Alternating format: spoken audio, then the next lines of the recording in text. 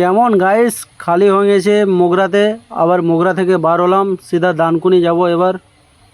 Guys তোমরা দেখতে পাচ্ছ এখান থেকে দানকুনি 14 কিলোমিটার। গাইস দানকুনি ঢোকার পর লোড হতে চললো আমার গাড়ি, দেখতে পাচ্ছ। গাইস লোড করার পর আমরা বার হয়ে গেলাম। বেহারি বাঁ দিকে ভুলে চলে গেল। বাঁ দিকে নয়, এই ব্রিজের নিচে হয়ে সিধা ন্যাশনাল হাইওয়ে পাওয়া যাবে। গাইস দেখতে পাচ্ছ তোমরা, আমি দুর্গাপুর রোড ধরে নিলাম। বেহারির কোনো এখন তো কি খবর নেই, কোথায় যে আছে কোনো বলতে পারছে না ও। তাহলে কেমন গাইস, আমি ন্যাশনাল হাইওয়েতে চেপে গেলাম, সিধা চলতে থাকলাম, দেখতে থাকো তোমরা। গাইস এটা হচ্ছে দানকুনি টোল। দানকুনি টোলে একটু জাম পেয়ে গেলাম।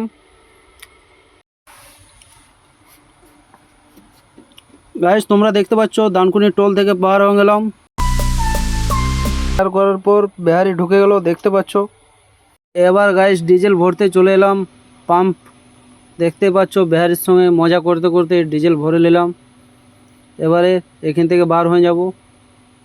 গাইস ফির আবার থেকে গেছে বেহারি পেছনে, দেখতে পাচ্ছ আমি একা একা যাচ্ছি। অনেক রাত হয়ে গেছে, এবার খাবার খেতে হবে। গাইস পানাগড় পার করার পর একটা ধাবা পেলাম, পাঞ্জাবি ধাবা। সেই পাঞ্জাবি ধাবাতে গাড়ি ঢোকায় পরে রেখে দিলাম, ফির আবার চলতে থাকলাম হোটেলের দিকে। গাইস অনেক রাত হয়ে গেছে, 1:30 বেজে গেল। এখন আমি খাবার খাবো পাঞ্জাবি ধাবাতে। দেখতে পাচ্ছ অনেক ভিড় আছে, একে একে খাবার দেবে, একটু লেট হবে।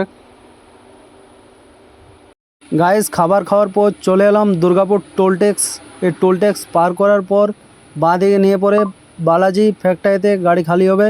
আজকের ভিডিও এখানেই শেষ। Good night guys.